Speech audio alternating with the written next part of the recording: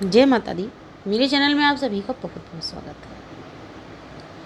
आज मैं आपको बताऊंगी कि स्किन एलर्जी अगर बार बार होती है तो वो क्यों होती है बार बार, और हम क्या करें कि ये स्किन एलर्जी हमें बार बार तंग ना करे। और आज की इसी वीडियो में मैं आपको ये भी बताऊंगी कि जिन लोगों को ये प्रॉब्लम बार बार होनी शुरू हो गई है, यानी बार बार स्किन एलर्जी होनी शुरू हो गई है या होती ही है, वो लोग कुछ चीज़ें खाना बिल्कुल बंद कर दीजिए। क्योंकि अगर आप इन चीज़ों को खाना नहीं बंद करेंगे, जो आज की वीडियो में बताने वाली हूँ, अगर ये चीज़ें आप नहीं खाना बंद करेंगे तो ये स्किन एलर्जी आपका पीछा नहीं छोड़ेगी। आप देखते हैं बहुत सारे लोगों की स्किन के ऊपर अक्सर खुजली होती रहती है। मैं यहाँ पर बहुत सारी स्किन की बात, एलर्जी की बात कर रही हूँ।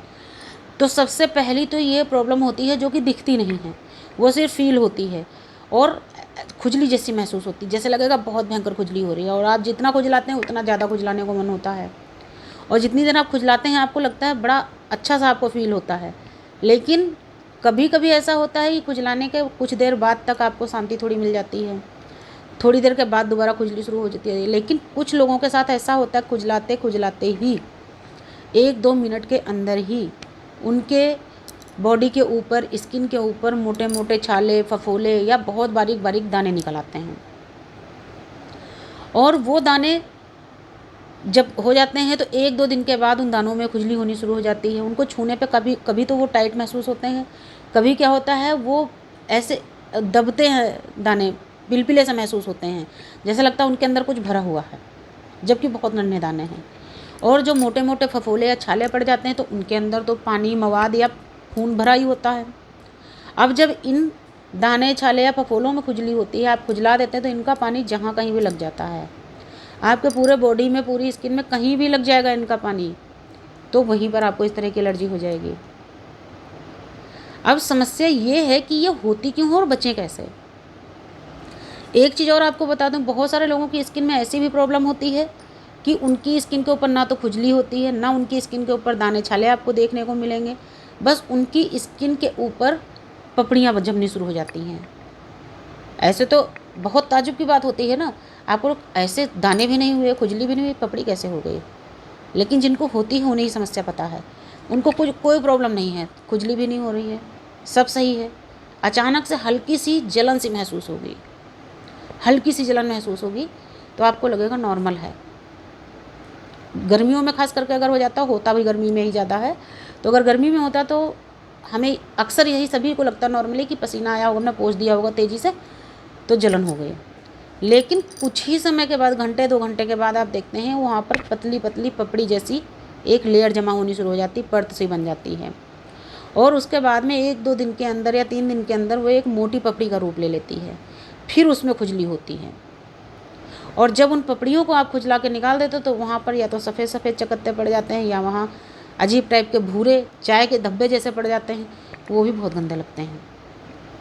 तो होती क्यों है? होती इसलिए है, कई बार जैसे आप किसी ऐसी एरिया में जा रहे हैं जहाँ पर काफ़ी पॉल्यूशन है, धूल मिट्टी गंदगी है, वापस आके अच्छी तरीके से आपने अपने स्किन को साफ़ नहीं किया, एक ये कारण हो सकता है। दूसरा, आप बहुत ज़्यादा तला भुना, लाल मिर्च, खटाई वगैरह बहुत खाते हैं।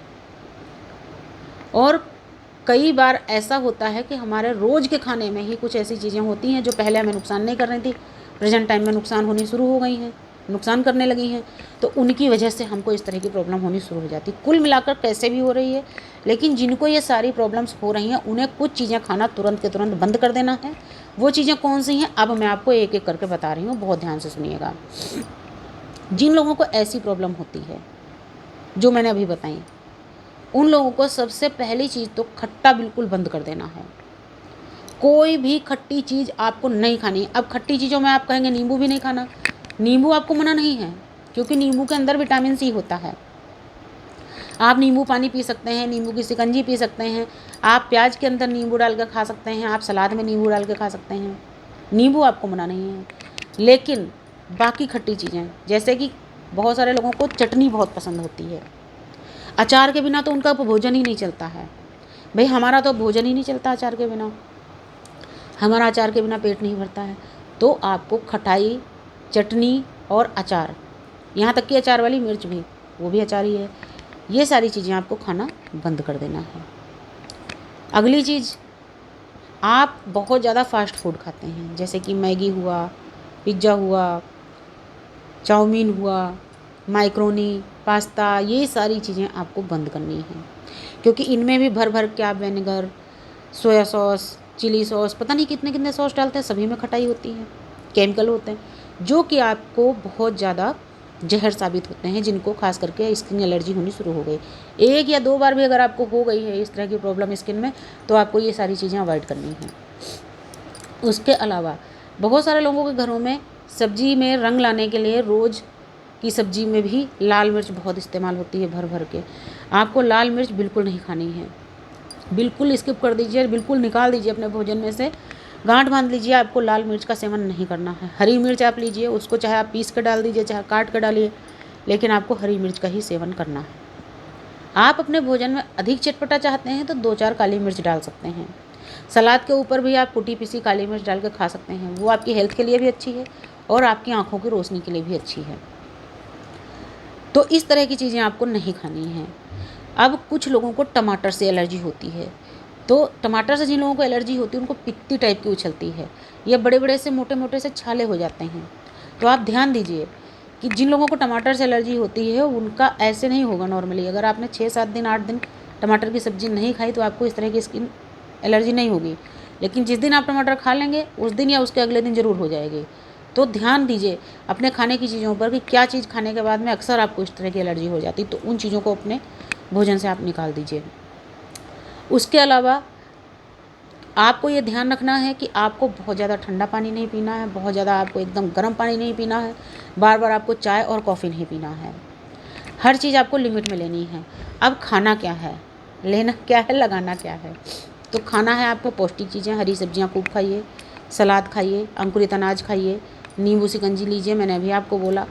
और नींबू तो आप ये जो अंकुरित अनाज है इनके ऊपर भी आप नींबू, प्याज और नमक वगैरह डाल के खा सकते हैं, टेस्टी भी होगा और अच्छा है। दही आप खा सकते हैं, लेकिन समस्या है कि जिन लोगों को पित्ती जैसी स्किन एलर्जी होती है उनको दही से भी प्रॉब्लम होनी शुरू हो जाती है।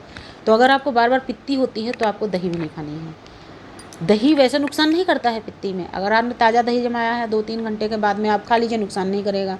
लेकिन अगर बार बार आपको पित्ती होती तो आपको 2-3 दिन पुराना दही नहीं खाना है, क्योंकि वो फिर नुकसान पहुँचाएगा आपको।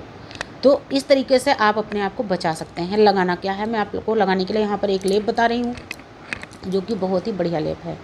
आपकी नीम आपको पीसनी है, नीम की 2 मुट्ठी पत्तियाँ, 2 मुट्ठी नीम की पत्तियाँ लीजिए, धो के साफ़ कर लीजिए, उन्हें पीस लीजिए।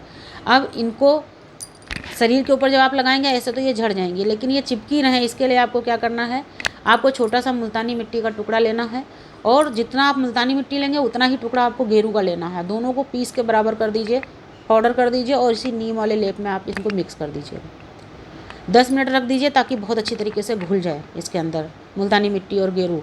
उसके बाद में इस लेप को बहुत अच्छी तरीके से फेंटिए और अपने बॉडी में जहाँ कहीं भी आपको इस तरह की प्रॉब्लम होती है, चाहे पित्ती की हो या अन्य कोई स्किन की समस्या हो, आप वहाँ पर ये लेप लगा दीजिए और आधा घंटे के बाद में आप नहा लीजिए।